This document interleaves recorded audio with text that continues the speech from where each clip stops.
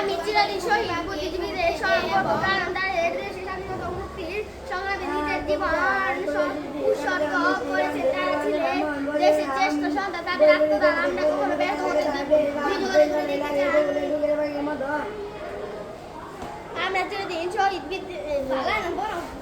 আমরা চিরদিন শহীদ বুদ্ধিজীবীদের স্মরণ করবো, কারণ তারা দেশের স্বাধীনতা ও মুক্তি সংগ্রামে নিজেদের প্রাণ উৎসর্গ করেন। তারা ছিলেন দেশের শ্রেষ্ঠ সন্তান, তাদের আত্মদান আমরা কখনো ব্যর্থ হতে দেব না।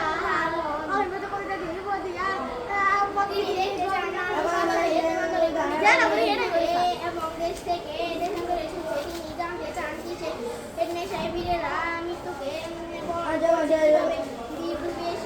মুক্ত আনছে।